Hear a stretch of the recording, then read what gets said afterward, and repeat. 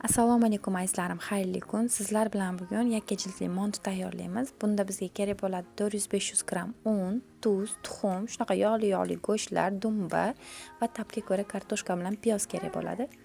Unimiz ustiga bir dona tuxumimizni chaqib olib, katta qoshiqda bir qoshiq tuz solamiz. 200 gram iliq suv quyib, qattiq qilib xamir qoramiz. Odatda uyda xamirli ovqatlarni kam tayyorlayman, lekin qaynotali kelin bo'lganim uchun qaynonam bugun qizim qo'sqonimiz usti chang bo'lib qolibdimi dedi. Gapini yarimtada tushundimda xamir qorishga kirishib ketdim. Shunaqa qilib qaynonam xohlagandaqa qattiq qilib xamir qorib oldim. Tayyor bo'lgan xamirimizni 15-20 minutga tindirishga olib qo'yamiz. Bu orada xamirimiz tinib chiqquncha masalliqlarimizni to'g'rab tayyorlab olamiz. Go'shtimizni mana yog'li go'shtlarni tanlab oldim ataylabdan. Shirinroq bo'ladi yog'li bo'lsa. Ozgina dumba ham qo'shib oldim. Piyoz, kartoshkalarni ham mayda qilib to'g'rab oldim. Sizlar kartoshka qo'shmasanglar ham bo'ladi, lekin qo'shsanglar yana ham mazaliroq bo'lib chiqadi. Tabga ko'ra yog' soldim, zira, tuz va shunaqa aralashgan pripravalar soldim.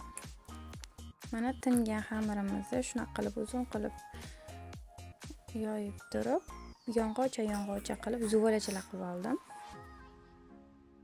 Zuvolachalarimizni 10-15 minutda paketik ichida yana tindirib qo'yamiz. Tayyor bo'lgandan keyin hammasini bir xilda qilib yoyib olinglar. Ko'p bolalilarga tavsiya qilmayman. Katta qilib yoyib, kesib, tugib olganinglar ma'qul menimcha. Tayyor bo'lgandan keyin shunaqa qilib solib chiqasizlarda, xohlaganinglarcha shakl yasab olasizlar. Men faqat shunaqa qilib tugishdi va shunaqa yumaloq qilib tugishdi bilaman. Sizlar xohlagancha qilib tugib olsanglar bo'ladi.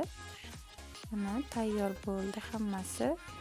Qaynab turgan manti qozonimizga 50 minutga, 1 soatga qo'yib qo'yasizlar.